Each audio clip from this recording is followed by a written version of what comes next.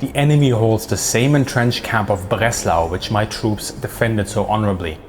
I am marching to attack this position. The decisive moment is approaching. Contrary to every rule of art, I shall attack the army under the command of Prince Charles, even though it be 3 times my own strength, wherever and whenever I may meet it. The number of the foe, the strength of their position, are here matters of but secondary importance. All these must yield, I feel confident, before the unflinching bravery of my troops and the judicious execution of my orders.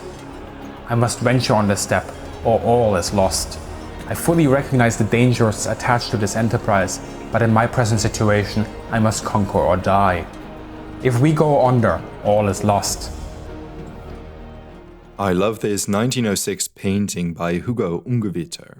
It displays Frederick the Great and his generals at Born preceding the iconic Battle of Leuthen. If you love art and history, it may be a stretch to ever own a work such as that, unless you happen to be as rich as Frederick the Great. That brings me to today's video sponsor, Masterworks, the leading platform for investing in blue-chip art. Masterworks allows anyone to invest in art by world-renowned artists like Picasso, Banksy, Monet and Warhol. Investments, which were once only available to the super wealthy, are now available for everyone. Masterworks allows retail investors to gain access to fine art and invest in a slice of art pieces while diversifying their portfolio. In the past 20 years, even in times of economic strife, contemporary art prices have outpaced the S&P 500 total return by 164%. So how does it work? Masterworks purchases art and securitizes the artwork, making it investable. With its secondary market, members are able to buy and sell shares. As Masterworks sells the art, the returns are distributed proportionally to investors. There is currently a waitlist to sign up, but the link in the description allows you to skip this. Consider checking out if Masterworks is something for you. Please note that every form of investment comes with risk. Masterworks does not provide guaranteed returns, and past performance is no guarantee of future returns. In late November, dispatches reached Frederick of the Duke of Beverne's retreat after the Battle of Breslau. Frederick was livid, and he ordered Bevern to relieve the city, or to face capital punishment. Within 3 days, the remaining garrison surrendered Breslau, and Frederick learned the Austrians captured Bevern. All major Silesian strongholds, his exquisite defense against any invasion from the south, were in Austrian hands. Describing the situation as serious is an understatement. His army camped at Parchwitz for a week until December 4th. It became the central hub. Meanwhile, in the Austrian camp, Prince Charles learned of Frederick's position at Parchwitz. He figured, heavily outnumbering the Prussian king, this was the time to strike. Disregarding advice for caution, he wanted to strike at Frederick fast to prevent him from fortifying his position.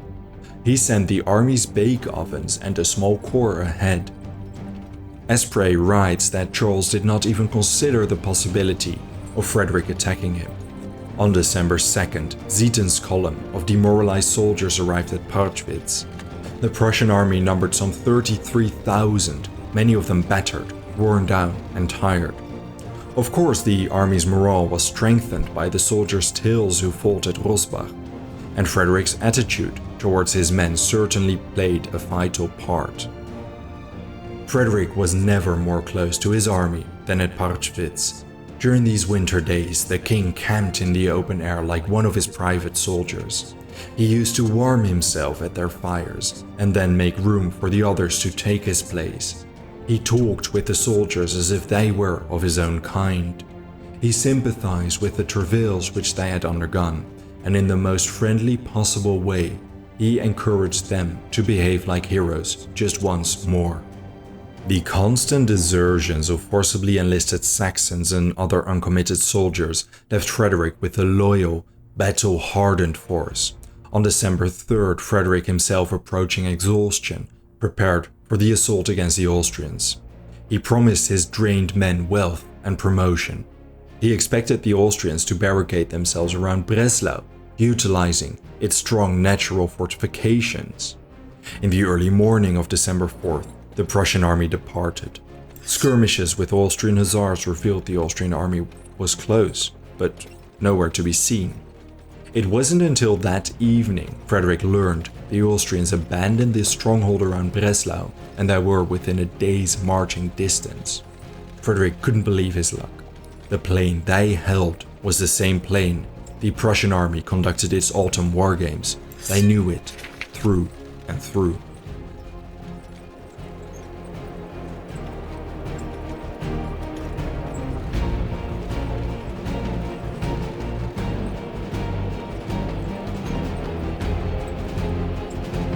That night, the Prussians camped weapon in hand without fire.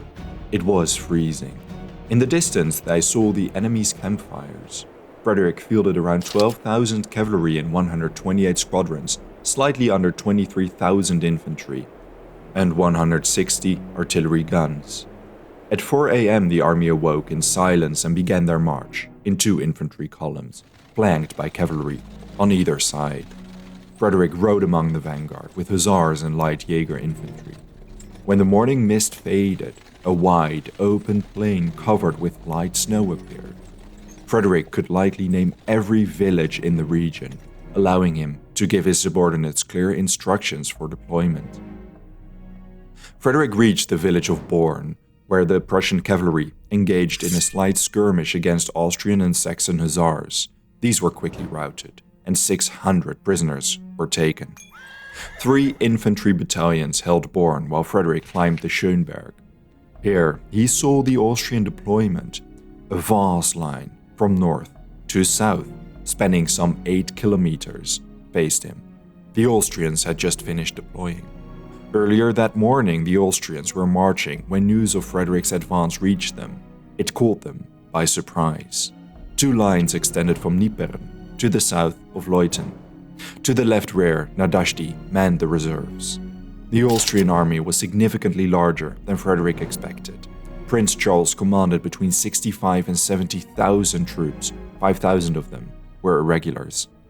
The Prussian vanguard's march towards Born led Charles to believe the Prussians would attack his right flank. This flank was protected by the Zettelbusch, the only extensively wooded area of the plain. Meanwhile, the Austrian left did not enjoy many natural defenses. In addition, the Sophienberg provided a perfect cover for his army to maneuver itself to the Austrian south unnoticed. For his plan to work, the Austrians had to be convinced he was attacking their well-defended right flank. He deployed 1 infantry and 1 cavalry unit in full view of the Austrians on the right. Charles saw these maneuvers and called 9 infantry battalions from the south to augment his right flank between Nippern and Fröbelwitz. This was over an hour of hard marching away from the southern tip at Saarschütz. As the Austrian infantry moved from the south to the north, the exact opposite happened, behind the hill. It was past noon when the first Prussian columns reached Lobetins, removed from the Austrians' view. The columns swerved to their left, approaching the Austrian flank. Zieten rode far in advance towards the final line of march near the Schweidnitzer River. With the Prussian columns moving into their positions, Frederick rode towards Radaxdorf to observe the enemy. Prince Charles noticed the Prussian maneuver, but initially figured it was a diversion. He ordered the second line of infantry to break up and move to the south to augment the southernmost lines. These were held by German auxiliaries. The mobile Prussian artillery positioned itself on the Glanzberg. Around this time, Moritz of Anhalt-Dessau warned Frederick that in midwinter the days were very short, and it was already past noon. Frederick agreed, and he gave the order to attack. He warned all his regiments to advance slowly, leading to a textbook oblique order formation, with his right flank engaging in battle first. The German auxiliaries at Saarschütz received the brunt of the damage. Putting up surprisingly fierce resistance, they realized they were outnumbered, and many on the left flank broke. Nadashdy countered Zieten's charge, and fierce combat broke out to the south of Golau. Meanwhile, the Prussian artillery opened fire, tearing into the Austrian lines. Zieten's cavalry proved to be too strong, and Nadashdy's cavalry broke. Charles realized he would not be able to remedy the southern flank with his reserves, so he ordered his entire army to bend to the south. The Austrians formed up in a line through Leuthen. Meanwhile, the mobile Prussian artillery deployed on the Butterberg and Judenberg opening a devastating volley of fire against the Austrian lines. It was 3:30 p.m. when the second phase of the battle commenced. The Prussians launched a renewed assault against the newly formed Austrian line. The fiercest combat concentrated inside Leuthen, where savage door-to-door fighting broke out. Some Prussian battalions were beaten back, but the Prussian artillery compensated by opening a deafening barrage against the village. After half an hour of fighting, the Prussians seized a burning Leuthen. However, strong resistance behind the village continued. Then, the Austrian cavalry swerved down from the Austrian right.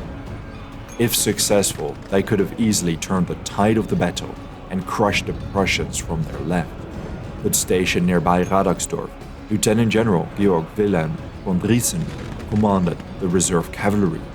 Uncommitted and noticing the Austrian charge, he launched a countercharge. His cavalry clashed with the Austrian right flank. Heavy combat broke out as the Austrians attempted to find their footing. When it appeared the fighting would shift in the Austrian balance, the additional Prussian cavalry reserves came to Driessen's aid. The Austrian cavalry crumbled before the Prussian cavalry charged into the Austrian infantry lines north of Leuthen. Entire battalions threw their weapons away and fled, or surrendered. Any soldier who attempted to make a stand was overrun by his comrades fleeing for their lives. The entire Austrian army collapsed into a rout. Driessen's cavalry provided the nail in the Austrian army's coffin. Against the odds, Prussia emerged victoriously. Darkness soon set in, and the surviving Austrians fled towards the Bohemian hills. In total, the Prussians suffered 6,382 casualties, about 1,200 dead, and the remainder wounded. The Austrians lost 22,000 men. Over 12,000 were captured, over 3,000 dead, and 6,000 to 7,000 wounded.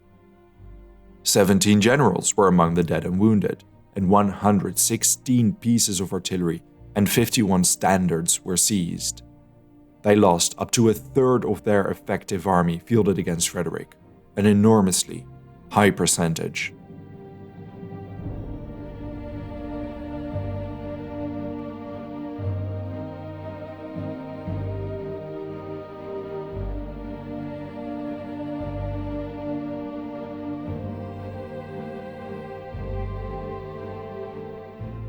Not just contemporary observers and later historians refer to the Battle of Leuthen as Frederick the Great's finest moment. Even Napoleon acknowledged its genius. Just like at Rosbach, everything went right for Frederick. The knowledge of the battlefield, the extended enemy lines, and the cooperation of Prussian commanders like a well-oiled machine. All thanks to those autumn wargame trainings. The artillery, infantry, and cavalry worked together perfectly, with subordinates taking initiative whenever the opportunity presented itself. It ended up leading to victory. Frederick did not launch a pursuit until 2 days after the battle, leading to most Austrian soldiers escaping across the border.